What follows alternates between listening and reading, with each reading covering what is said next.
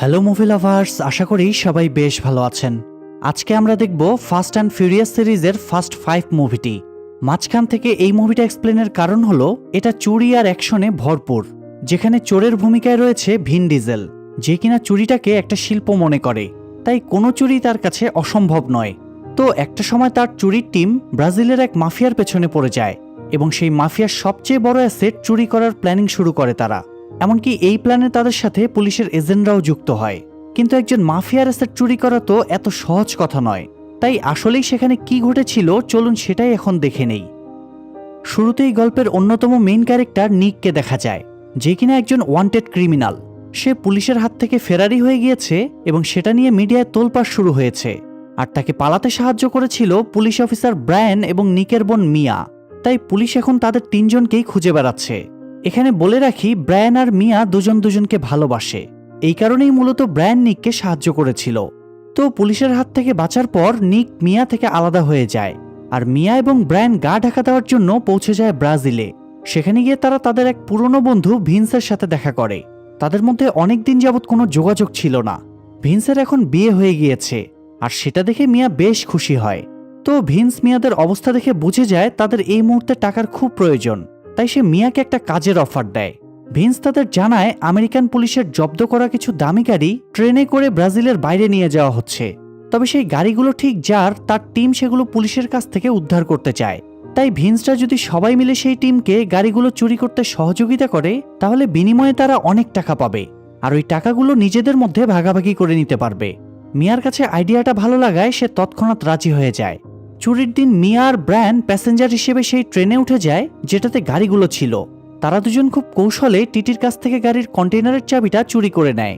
এরপর সেখানে পৌঁছে তারা ভিন্সকে ফোন করে। তখন ভিন্স আর গাড়ির মালিকের টিম একটা ফ্ল্যাট ট্রাক নিয়ে পৌঁছে যায় ট্রেনের কাছে।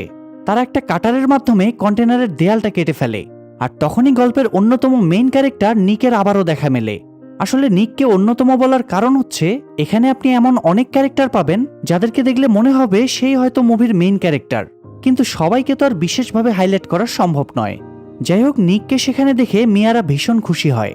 তারা জানতই না নিক এই মিশনে কাজ করছে। এখন তারা সবাই মিলে কাজে লেগে পড়ে। গাড়িগুলো একে একে ট্রাকের উপর শিফট করে দেয়, আর সেগুলো নিয়ে এক একজন বেরিয়ে যেতে শুরু করে। এভাবে চলতে চলতে মিয়াও একটা গাড়িতে উঠে বসে সেটা নিয়ে পালানোর জন্য। কিন্তু অদ্ভুত ব্যাপার হলো, সে অন্যদের মতো সোজা রাস্তায় না গিয়ে অন্য একটা রাস্তা ধরে পালাতে শুরু করে। অবশ্য এই কাজটা তাকে নিক করতে বলেছিল। সেটা দেখে সেই গাড়ির মালিকের টিমের জিজি নামের ছেলেটার মনে সন্দেহ জাগে যে মিয়াদের নিশ্চয়ই অন্য কোনো প্ল্যান আছে, তাই সে নিকের সাথে ঝগড়া শুরু করে। এরই মাঝে ট্রেনের সিকিউরিটিরাও টের পেয়ে যায় যে ভিতরে কিছু একটা ঝামেলা হচ্ছে। তারা দ্রুত পৌঁছে যায় কন্টেইনারে। এরপর শুরু হয় চোর পুলিশের তুমুল যুদ্ধ। সেই যুদ্ধে অনেক পুলিশ মারা যায়। তখনও কন্টেইনারের ভিতরে একটা গাড়ি পড়েছিল, তাই ব্রায়ান সেটা বের করার জন্য ট্রাকের উপর ঝাঁপিয়ে পড়ে আর নিজেই সেটা ড্রাইভ করতে শুরু করে। এদিকে নিকের অবস্থা ততক্ষণে খারাপ হয়ে যায়। সে একা সবার সাথে পেরে উঠছিল না, তাই ব্রায়ান থেকে বাঁচানোর জন্য ট্রাকটা নিয়ে কন্টেইনারের ভেতর ঢুকিয়ে দেয়। এতে নিক বেঁচে যায় ঠিকই, কিন্তু ব্রায়ান আটকা পড়ে যায় ট্রাকের ভিতরে। নিক তখন তাকে বাঁচানোর জন্য লাস্ট গাড়িটা নিয়ে ট্রাকের পেছন পেছন ছুটতে শুরু করে, কিন্তু সে কোনোভাবেই চলন্ত ট্রেনের কাছে ঘেঁষতে পারছিল না। এদিকে ট্রেন ততক্ষণে একটা ব্রিজের কাছে পৌঁছে যায়।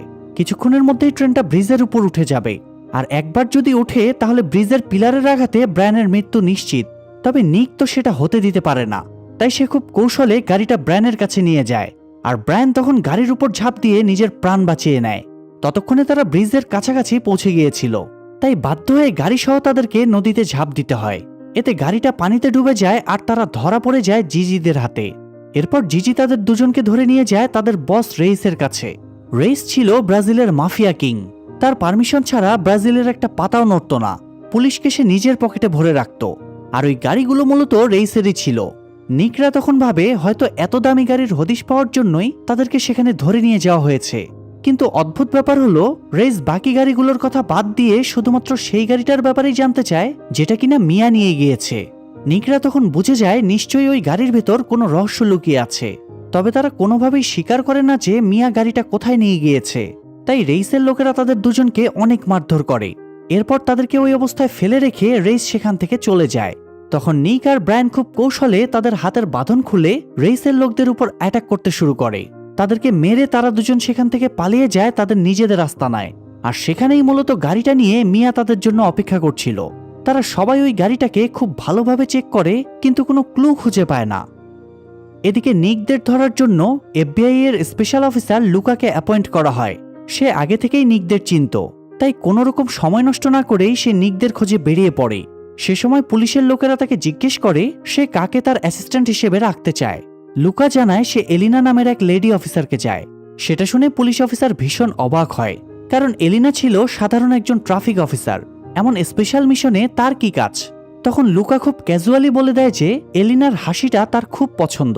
তো লুকা যেহেতু সবার সিনিয়র ছিল, তাই তার উপর কেউ কথা বলতে পারে না। তারা তখন এলিনাকে এনে দাঁড় করায় লুকার সামনে। এতে এলিনা নিজেও একটু অবাক হয়, তবে লুকা তার কনফিউশন দূর করে দেয়। আসলে এলিনা খুবই হার্ডওয়ার্কিং এবং একজন সৎ অফিসার। অন্য অফিসারদের টাকা দিয়ে কেনা গেলেও এলিনাকে কেনা সম্ভব ছিল না, আর এই কারণেই মূলত লুকা তাকে বেছে নিয়েছে, যাতে নিকরা টাকার লোভ দেখালেও সে লক্ষ্যভ্রষ্ট হয়ে না যায়। অন্যদিকে ব্রায়ান ওই গাড়িটা ভালোভাবে চেক করলে একটা চিপ খুঁজে পায়। সেটা কম্পিউটারে কানেক্ট করলে দেখা যায় সেখানে মাফিয়া কিং রেইসের অ্যাকাউন্টের সব তথ্য রাখা আছে। কোথায় কত টাকা আছে তার প্রত্যেকটা তথ্য ওই চিপের ভেতর ছিল। তখন তারা বুঝতে পারে রেইস কেন ওই গাড়ির পেছনে পড়েছিল। নিকরা জানতে পারে রেইসের কাছে 500 কোটি টাকারও বেশি ক্যাশ টাকা জমা আছে। তাই নিকরা এবার ওই টাকাগুলো চুরি করার প্ল্যানিং শুরু করে, কারণ ওই টাকাগুলো পেয়ে গেলে সারা জীবনে আর কোনো কাজ করার প্রয়োজন পড়বে না তাদের। কিন্তু সমস্যা হচ্ছে এই কাজটা করার জন্য তাদের একটা বড় টিমের প্রয়োজন ছিল। তাই তারা নিজেদের মতো করে টিম মেম্বার খুঁজতে শুরু করে। এরই মাঝে ভিন্স তাদের সাথে গাদ্দারি করার চেষ্টা করে। সে ওই চিপটা চুরি করে রেইসের হাতে পৌঁছে দিতে চায়, তবে ঘটনাক্রমে নিক সেটা দেখে ফেলে। তখন ভিন্সের উপর তার অগাধ বিশ্বাস ভেঙে চুরমার হয়ে যায়। ভিন্স তখন তার কাছে ক্ষমা চায়, কিন্তু নিক তার কথা মানে না। তাকে স্পষ্ট জানিয়ে দেয় তারা আর একসাথে কাজ করবে না। এদিকে এফবিআই এজেন্ট লুকা তাদের লোকেশন খুঁজে বের করে সেখানে পৌঁছে যায়। তখন নিকরা সেখান থেকে পালানোর চেষ্টা করে, কিন্তু পারে না। পুলিশ তাদেরকে ধাওয়া করতে শুরু করে। একটা পর্যায়ে ব্রায়ান আর নিক আলাদা রাস্তায় চলে যায়। সেই সময় নিককে ফলো করছিল লুকা, আর অন্য অফিসাররা ধাওয়া করছিল ব্রায়ান আর মিয়াকে। নিক কোনো মতে লুকার হাত থেকে পালায় ঠিকই, তবে পরক্ষণেই বেচারা গিয়ে পড়ে এলিনার সামনে। মানে বাঘের হাত থেকে বেঁচে কুমিরের হাতে গিয়ে পড়ার মতো অবস্থা। এমন সময় হঠাৎ ভিন্সের লোকেরা এলিনার উপর গুলি করতে শুরু করলে নিক তার জীবন বাঁচায়। এরপর সে সেখান থেকে পালিয়ে যায়। কিছুক্ষণ পর লুকা এসে নিকের ব্যাপারে জিজ্ঞেস করলে এলিনা তার বিষয়টা স্বীকার করে না, কেননা নিক যেহেতু তার লাইফ সেভ করেছে, তাই সেও লুকার হাত থেকে নিককে বাঁচিয়ে দেয়। পুলিশের হাত থেকে বাঁচার পর নিক আবারও মিয়াদের ছেড়ে যেতে চায়, কারণ তারা একসাথে থাকলে বিপদ বাড়বে। কিন্তু মিয়া তাকে যেতে দিতে চায় না। সে জানায় সে প্রেগনেন্ট, তাই এখন সে পুরো পরিবার নিয়ে একসাথে থাকতে চায়। কথাটা শুনে ব্রায়ান এবং নিক দুজনেই ভীষণ অবাক হয়, কারণ তারা কেউই বিষয়টা জানতো না। তো খুশির খবরটা শুনে নিক তার বোনকে আর ছেড়ে যায় না। তারা একসাথে গিয়ে একটা সিক্রেট জায়গায় আশ্রয় নেয়। তারা সিদ্ধান্ত নিয়েছিল এই কাজটা শেষ হয়ে গেলে তারা চুরি ডাকাতি ছেড়ে নতুন জীবন শুরু করবে। তবে এদিকে লুকা গিয়ে সেই গাড়িটা চেক করে দেখে সেটার বেশ কিছু পার্টস খুলে রাখা হয়েছে। সে বুঝে গিয়েছিল ওই গাড়ি থেকে নিশ্চয়ই কিছু চুরি করা হয়েছে, কিন্তু সেটা ঠিক কি এটা জানার জন্য সে তার টিমকে গাড়িটা আবারও রিপেয়ার করতে বলে। এরপর সিন শিফট হলে দেখা যায় নিকরা অলরেডি তাদের টিম সেট করে ফেলেছে। তাদের মধ্যে হ্যাকার, ড্রাইভার, ছিনতাইকারী সবই ছিল। প্রত্যেকেই নিজেদের ফিল্ডে এক্সপার্ট। নিক তাদের সবাইকে প্ল্যান বুঝিয়ে বলে। প্ল্যান শুনে তাদের মধ্যে থাকা রোমান নামের একটা লোক ভীষণ ভয় পেয়ে যায়। সে কাজটা করতে রাজি হয় না, কিন্তু যখন সে জানতে পারে তাদের মধ্যে 500 কোটি টাকা ভাগ করে দেওয়া হবে, মানে প্রত্যেককে প্রায় 55 কোটি টাকা করে ভাগে পাবে, তখন আর রোমান আপত্তি করতে পারে না। এরপর সবাই মিলে প্ল্যানিং অনুযায়ী কাজ শুরু করে দেয়। পরদিন নিক সহ কয়েকজন মাফিয়া কিং রেইসের এক গোপন আস্তানায় পৌঁছে যায়। সেখানে তার বেশ কিছু কালো টাকা জমা করা ছিল। নিকরা রেইসদের লোকদেরকে ভয় দেখানোর জন্য টাকাগুলোতে আগুন লাগিয়ে দিয়ে সেখান থেকে চলে যায়। আর যাওয়ার আগে তাদের হুমকি দিয়ে যায় যে রেইসের সব টাকার সন্ধানও তারা খুঁজে বের করবে, আর একে একে সবগুলোতেই আগুন লাগিয়ে দেবে। আসলে নিক চাচ্ছিল এই কথাগুলো রেইসের চামচারা তাকে গিয়ে জানাক। তারা দ্রুত গিয়ে রেইসকে বিষয়টা জানায়। রেইস তখন দ্রুত তার সব টাকা একটা সেফ জায়গায় জড়ো করতে বলে, আর এটাই ছিল নিকের আসল প্ল্যান। রেইস ওই টাকাগুলো এক জায়গায় জড়ো করবে, আর সেখান থেকে নিকরা একসাথে সব টাকা নিয়ে গায়েব হয়ে যাবে। তো সেই প্ল্যান অনুযায়ী তারা এবার রেইসের লোকদের ফলো করতে শুরু করে। তখন তারা জানতে পারে টাকাগুলো থানার ভিতরে রাখা হয়েছে। সেখানকার পুলিশ রেইসের কথায় উঠতো আর বসতো, তাই তারাই টাকাগুলো সেফ রাখার ব্যবস্থা করে দেয়। টাকাগুলো সেখানে রেখে রেইস একেবারে নিশ্চিন্ত হয়ে যায়। কিন্তু এতে নিকদের চিন্তা বেড়ে যায়, কারণ থানা থেকে এত পুলিশ প্রোটেকশনের মধ্য দিয়ে টাকাগুলো বের করা তো মুখের কথা নয়, তবে হার মানলেও তো চলবে না। তাই তারা তাদের আস্তানায় ফিরে নতুন প্ল্যান সাজায়। আর পরদিন সেই প্ল্যান অনুযায়ী রোমান পুলিশ সেজে থানায় চলে যায় একটা পার্সেল সেখানকার লকারে রাখার জন্য। কিন্তু লকার রুমের দায়িত্বে থাকা পুলিশ যেহেতু তাকে চিনত না, তাই তাকে ভিতরে অ্যালাউ করে না। রোমান অনেক চেষ্টা করে কিন্তু লোকটা কোনো মতেই রাজি হয় না। তখন সে বাধ্য হয়ে পার্সেলটা বাইরে রেখে দিয়ে চলে যায় আর পুলিশকে বলে যায় সেটা সেফলি লকারে রেখে দিতে। পুলিশ তার কথা মতো ব্যাগটা নিয়ে লকারে রেখে দেয়। কিছুক্ষণ পর সেই ব্যাগ থেকে একটা ক্যামেরাযুক্ত রিমোট কন্ট্রোল গাড়ি বেরিয়ে আসে। নিকের টিমের একজন মেম্বার গাড়িটা অপারেট করছিল। সে ওই ক্যামেরার মাধ্যমে পুরো রুমটা স্ক্যান করতে থাকে। সেই সময় সে রেইসের সেই বড় লকারটা দেখতে পায়। লোকটা যেহেতু চোর ছিল তাই লকারের ব্যাপারে তার অনেক জ্ঞান ছিল, যে কারণে সে বুঝে যায় এই লকার খুলতে তাদের অনেক বেগ পেতে হবে। তাই তারা ওই লকারের মতো সেম আরেকটা লকার জোগাড় করে আনে সেটা খোলার প্র্যাকটিস করার জন্য। যাই হোক, পরদিন তারা খুব কৌশলে থানার নিচের আন্ডারগ্রাউন্ড টানেলের মধ্য দিয়ে ওয়াশরুমের কাছে চলে যায়। এরপর সেখানে একটা ছোট্ট বোম ব্লাস্ট করে যাতে ওয়াশরুমের কমোড এবং পাইপ নষ্ট হয়ে যায়। তখন পুলিশরা টেকনিশিয়ানকে ফোন করে সেটা ঠিক করার জন্য। আর সেই সুযোগে নিকের টিমের লোকেরা টেকনিশিয়ান সেজে থানায় পৌঁছে যায়। সেখানে গিয়ে তারা থানার সার্ভার হ্যাক করে ফেলে। এরপর সেখানকার সিসিটিভি ক্যামেরাগুলো চেক করলে বুঝতে পারে প্রত্যেক 3 সেকেন্ড অন্তর অন্তর ক্যামেরা ফুটেজগুলো রেকর্ড করা হয়। অর্থাৎ ক্যামেরাতে ধরা না পড়ে সেখান থেকে পালানোর জন্য তাদের কিছু হাই স্পিড গাড়ি জোগাড় করতে হবে, যেগুলোর মাধ্যমে তারা 3 সেকেন্ডের মধ্যে থানার এরিয়া থেকে বেরিয়ে যেতে পারে। তাই ব্রায়ান আর নিক এবার বেরিয়ে পড়ে হাই স্পিড গাড়ির খোঁজে। তারা একটা কার রেসিং জোন থেকে একটা হাই স্পিড গাড়ি জিতে তাদের আস্তানায় নিয়ে আসে। এরপর শুরু হয় ট্রায়াল। প্রত্যেকে একবার করে গাড়িটা চালাতে থাকে আর চেক করতে থাকে কার স্পিড সব থেকে বেশি। সবাই নিজের সেরাটা দিচ্ছিল, কিন্তু দুর্ভাগ্যবশত 6 সেকেন্ডের কম সময়ে কেউ ট্রায়াল কমপ্লিট করতে পারে না। অথচ তাদের হাতে তো থাকবে মাত্র 3 সেকেন্ড সময়। তো এখন তাদের হাতে দুইটা অপশন আছে, হয় তারা সিসিটিভি ক্যামেরাটা ম্যানিপুলেট করবে আর নয়তো কোনো ইনভিজিবল গাড়ির ব্যবস্থা করবে। তবে থানায় ঢুকে সিসিটিভি ক্যামেরা ম্যানিপুলেট করা তো প্রায় অসম্ভব, তাই তারা ইনভিজিবল গাড়িরই ব্যবস্থা করতে বেরিয়ে পড়ে। কথাটা শুনে আমারও খুব অদ্ভুত লেগেছিল, তবে পরে ব্যাপারটা বুঝতে পারলাম। আসলে ইনভিজিবল বলতে অদৃশ্য নয়, বরং তারা পুলিশের গাড়িকে বুঝিয়েছিল। যাই হোক, নিকরা 4 জন গিয়ে পুলিশের 4টা গাড়ি চুরি করে আনে, কারণ থানার ভেতর থেকে পুলিশের গাড়ি বেরোলে সেটা কারোর চোখে পড়বে না। আর এই দিক থেকে গাড়িগুলো আসলেই ইনভিজিবল। তো এখন তাদের প্রয়োজন রেইসের ফিঙ্গারপ্রিন্ট, কারণ ফিঙ্গারপ্রিন্ট ছাড়া ওই লকারটা খোলা সম্ভব নয়। তাই পরদিন তাদের টিমের গিজেল এবং হান পৌঁছে যায় বিচে। সেখানে গিয়ে তারা রেইসকে দূর থেকে ফলো করতে শুরু করে, কিন্তু তার ফিঙ্গারপ্রিন্ট নেওয়ার মতো কোনো সুযোগ তারা পাচ্ছিল না। এটা নিয়ে হান একটু টেনশনে পড়ে যায়। তখনই হঠাৎ গিজেলের মাথায় একটা আইডিয়া আসে। সে একটা হট ড্রেস পরে চলে যায় রেইসের কাছে। স্বাভাবিকভাবেই সুন্দরী মেয়ে দেখলে পুরুষদের নজর তার দিকেই যাবে, আর সেই সুযোগটাই কাজে লাগায় গিজেল। রেইস যখন গিজেলকে টাচ করে তখন তার ফিঙ্গারপ্রিন্ট চলে আসে গিজেলের কাপড়ে। এরপর তারা সেই কাপড় থেকে খুব সাবধানে রেইসের ফিঙ্গারপ্রিন্ট উদ্ধার করে নেয়। কিন্তু তাদের একটা ভয় হচ্ছিল যে এফবিআই এজেন্ট লুকারের কারণে তাদের প্ল্যান ফেল না হয়ে যায়। তখন গিজেল বলে তাদেরকে কোনোভাবে লুকারের গাড়িতে ট্র্যাকার লাগাতে হবে, যাতে সবসময় তার উপর নজর রাখা যায়। আর সেই প্ল্যান অনুযায়ী নিক তাদের চুরি করা গাড়ি দুইটা নিয়ে বাইরে আড্ডা দিতে যায়। লুকা যেহেতু ওই গাড়িগুলোকে ফলো করছিল, তাই সেখান থেকে তারা নিকের লোকেশন জানতে পারে এবং সেখানে গিয়ে অ্যাটাক করে। তবে বেশি কিছু করা তার পক্ষে সম্ভব হয় না, কারণ সেটা আমেরিকা নয়, ব্রাজিল ছিল। আর ব্রাজিলের রাজত্ব সবসময় গ্যাংস্টার আর মাফিয়াদের। তাই নিক সেখানে তার পুরো গ্যাং সহ দাঁড়িয়েছিল। আর নিকের কথায় তারা উল্টো লুকার উপরেই গান পয়েন্ট করে। সেটা দেখে লুকা বুঝে যায় এখানে কোনো অ্যাকশন নিলে তাকে বিপদে পড়তে হবে, তাই সে বাধ্য হয়ে সেখান থেকে চলে যায়। কিন্তু ততক্ষণে নিকের কাজ হয়ে গিয়েছিল। লুকার গাড়িতে তারা ট্র্যাকার লাগিয়ে দেয়। এরপর নিকের লোকেরা সেটার মাধ্যমে লুকার উপর নজর রাখতে শুরু করে। তো পরদিন মিয়া বাজারে গিয়েছিল সবজি কিনতে। তখনই হঠাৎ রেসের লোকেরা তাকে দেখে ফেলে আর তাকে ধরার জন্য এগিয়ে আসে। মিয়া সেটা লক্ষ্য করেনি। তবে এরই মাঝে হঠাৎ ভিন্স সেখানে পৌঁছে গিয়ে মিয়াকে তাদের হাত থেকে বাঁচিয়ে নেয়। মিয়া হঠাৎ তাকে সেখানে দেখে একটু অবাক হয়, তবে কোনো রিয়্যাক্ট করে না। ভিন্স তাকে সামলে নিয়ে যায় তাদের আড্ডায়। তখন ব্রায়ান ভিন্সকে দেখা মাত্রই ভীষণ রেগে যায়, কারণ সে তো বেশ কয়েকবার তাদেরকে ধোঁকা দেওয়ার চেষ্টা করেছে। তবে মিয়া যখন তাকে জানায় যে ভিন্স তার জীবন বাঁচিয়েছে, তখন ব্রায়ানের সব রাগ পানি হয়ে যায়। এরপর যখন তারা সবাই মিলে চুরির প্ল্যানিং করছিল, তখন ভিন্স গিয়ে নিকের কাছে রিকোয়েস্ট করে তাকে আবারও টিমে অ্যাড করার জন্য, কারণ তার কাছে করার মতো কোনো কাজও ছিল না এবং কোনো টাকাও ছিল না। ভিন্সের ভয় লাগছিল নিক আদৌ তার কথা মানবে কিনা। তবে নিক জানায় ভিন্স তার ভাইয়ের মতো, তাই সে সবসময় তাদের সাথে কাজ করতে পারবে। এই কথা শুনে ভিন্স ভীষণ খুশি হয়ে যায় আর সবার সাথে মিলে প্ল্যানিং করতে শুরু করে। এরপর দেখা যায় এফবিআই এজেন্ট লুকা একদিন একটা জরুরি কাজে শহরের বাইরে যায়, আর সেই সুযোগেই নিকরা বেরিয়ে পড়ে তাদের প্ল্যান এক্সিকিউট করার জন্য। কিন্তু দুর্ভাগ্যবশত তারা পৌঁছানোর আগেই লুকা টের পেয়ে যায় যে তার গাড়িটা ট্র্যাক করা হচ্ছে। তখন সে নিকদের খুঁজতে খুঁজতে অবশেষে তাদের কাছে পৌঁছেও যায়। এবার যেহেতু নিকরা হাতে নাতে ধরা পড়েছিল, তাই তারা আর কিছুই করতে পারে না। লুকা তাদেরকে অ্যারেস্ট করে নিয়ে যেতে শুরু করে।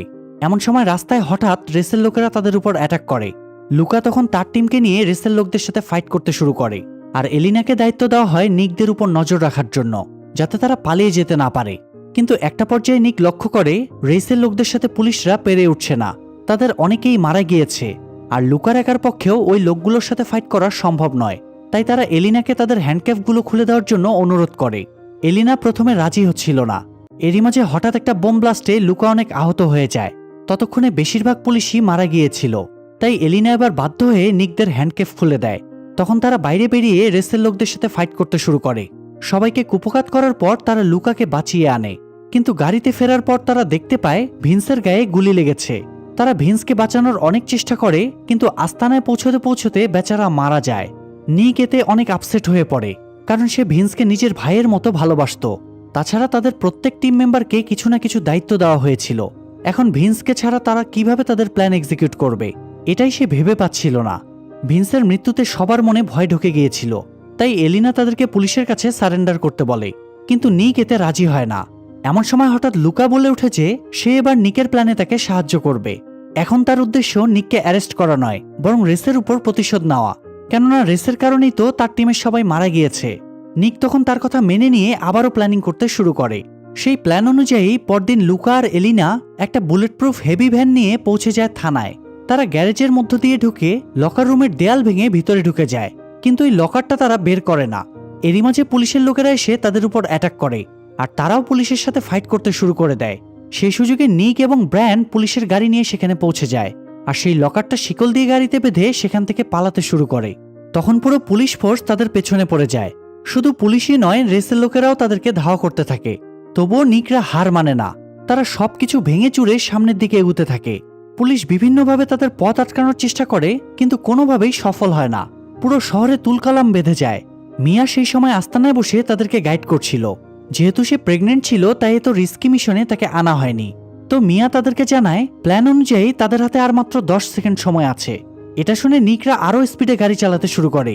কিন্তু আমার প্রশ্ন হচ্ছে, মাত্র 10 সেকেন্ডের মধ্যে তারা কিভাবে এই পরিস্থিতি থেকে বের হবে? যাই হোক, তারা কোনো মতো পুলিশের চোখ ফাঁকি দিয়ে একটা ব্রিজে উঠে যায়, কিন্তু রেসের লোকেরা তখনও তাদের ফলো করে যাচ্ছিল। নিক তখন এটা ভেবে নিজের মনকে সান্ত্বনা দেয় যে অন্তত পুলিশের হাত থেকে তো তারা মুক্তি পেয়েছে। কিন্তু দুর্ভাগ্যবশত কিছুক্ষণের মধ্যেই পুলিশও সেখানে পৌঁছে যায়।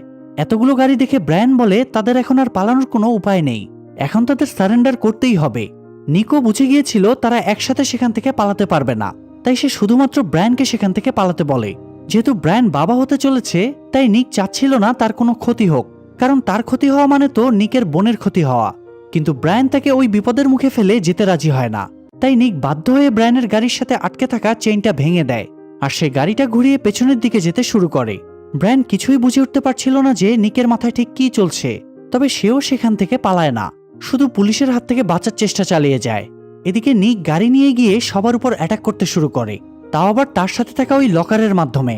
যেহেতু লকারটা অনেক ভারী এবং মজবুত ছিল, তাই সেই লকার দিয়েই সব গাড়ির উপর অ্যাটাক করতে থাকে। লকারের আঘাতে গাড়িগুলো দুমড়ে মুচড়ে যেতে থাকে। এতে গাড়ির ভিতরে থাকা মানুষগুলো শেষ হয়ে যায়। সব শেষে বাকি থাকে শুধু রেস। লকারের এক ধাক্কায় তার গাড়িটা ভেঙে চুরমার হয়ে যায়, কিন্তু এত কিছুর পরেও লোকটা মারা যায় না, মানে যাকে বলে কই মাছের প্রাণ। এরই মাঝে লুকা এবং এলিনা সেখানে পৌঁছে যায়। লুকা রেসকে সরাসরি গুলি করে মেরে ফেলে। এরপর গিয়ে নিককে বলে সে নিকদের সাহায্য করেছে ঠিকই, কিন্তু তাদেরকে ছেড়ে দেওয়া তার পক্ষে সম্ভব নয়। এই কথা শুনে নিকরা হতবাক হয়ে যায়। এত কষ্টের রেজাল্ট একদম 0 হবে, এটা তো আসলেই মানা সম্ভব না। তাছাড়া যদি তারা ধরা পড়ে যায় তাহলে মিয়ার কি হবে? লুকা তখন তাদেরকে একটা আইডিয়া দেয়। সে বলে নিকরা চাইলে সেখান থেকে পালিয়ে যেতে পারে, কিন্তু লকারটা নিয়ে যেতে পারবে না। নিক তখন খুব চিন্তায় পড়ে যায়, তবে জীবন বাঁচানো তো ফরজ, তাই তারা এখানে লুকার কথা মেনে নেয়। তারা যাওয়ার আগে লুকা নিককে বলে আশা করা যায় আবারও আমাদের দেখা হবে, কিন্তু নিক বলে এমনটা হওয়ার কোনো সম্ভাবনা নেই। এই কথা বলে সে ব্রায়ানকে নিয়ে সেখান থেকে বেরিয়ে যায়। তবে লুকার এটা হজম হচ্ছিল না যে এত সহজে নিক তার টাকাগুলো হাতছাড়া করে দেবে। তাই সে কৌতূহলবশত লকারের দরজা খুললেই তার চোখ চরক গাছ হয়ে যায়, কারণ লকারটা পুরোপুরি ফাঁকা ছিল। কিন্তু লকার খালি হলে টাকাগুলো গেল কোথায়? তারা তো টাকা ভর্তি লকার নিয়েই পালাচ্ছিল। আর এখানেই এই মুভির সব থেকে ইন্টারেস্টিং টুইস্ট রিভিল হয়। আসলে মিয়া তখন যে 10 সেকেন্ডের কথা বলেছিল সেটা ছিল তাদের আসল প্ল্যান এক্সিকিউশনের টাইম। তারা পুলিশের চোখ ফাঁকি দিয়ে একটু আড়ালে চলে যায়, আর তখন নিকের টিমের বাকি মেম্বাররা তাদের কাছে থাকা ওই ডামি লকারটার সাথে আসল লকারটা এক্সচেঞ্জ করে নেয়। এরপর ওই লোকগুলো আসল লকার নিয়ে সেখান থেকে পালিয়ে যায়, আর নিক এবং ব্রায়ান ওই নকল লকারটা দেখিয়ে পুলিশ এবং রেসকে কনফিউজ করতে থাকে। এটাকে তো মাস্টার প্ল্যান বললেও ভুল হবে, এটা আসলে মাস্টার প্ল্যান প্রো ম্যাক্স। আমি অবাক হয়েছি এটা ভেবে যে লুকা এবং রেসের মতো লোকদের চোখের সামনে থেকে তারা একটা আস্ত লকার গায়েব করে দিল, কিন্তু কেউই টের পেল না। এই চোরদেরকে আসলে একটা সেলফ জানাতে হয়। যদিও আমাদের দেশে এর থেকেও বড় বড় চোর আছে যারা কোটি কোটি জনগণের চোখ ফাঁকি দিয়ে হাজার কোটি টাকা চুরি করে। যাই হোক, সিন শিফট হলে দেখা যায় নিকরা সবাই তাদের আস্তানায় জড়ো হয়েছে। সেখানে সবার সামনে সেই বড় লকারটা খোলা হয়। এতগুলো টাকা সামনে দেখে সবার মন জুড়িয়ে যায়। এরপর প্রত্যেকের মধ্যে টাকাগুলো ভাগ করে দেওয়া হয়। তাদের প্রত্যেকেরই কিছু না কিছু স্বপ্ন ছিল, তাই তারা টাকাগুলো নিয়ে নিজেদের স্বপ্ন পূরণের কাজে ব্যস্ত হয়ে পড়ে। আর ভিন্স যেহেতু মারা গিয়েছিল, তাই নিক তার ভাগের টাকাগুলো তার ওয়াইফের কাছে পৌঁছে দেয়। ততদিনে হান আর গিজেলের মধ্যেও রিলেশন শুরু হয়ে যায়, আর ব্রায়ান মিয়া এবং তার অনাগত সন্তানকে নিয়ে একটা নিরিবিলি জায়গায় শান্তিতে বসবাস করতে শুরু করে। আর এখানেই এত সুন্দর গল্পটা শেষ হয়ে যায়। আসলে ফাস্ট অ্যান্ড ফিউরিয়াস সিরিজের সবগুলো মুভি যেমন এক্সাইটিং তেমনি অ্যাকশনে ভরপুর, যে কারণে এই মুভিগুলো সবার পছন্দের লিস্টে জায়গা করে নিয়েছে। তবে এই মুভিটা আপনার কাছে কেমন লেগেছে সেটা অবশ্যই আমাদের জানাবেন। আর এমন সব সুন্দর সুন্দর মুভির এক্সপ্লানেশন দেখার জন্য চ্যানেলটা সাবস্ক্রাইব করে বেল বাটনটা অল প্রেস করে রাখবেন। আজকের মতো বিদায় নিচ্ছি, আল্লাহ হাফেজ।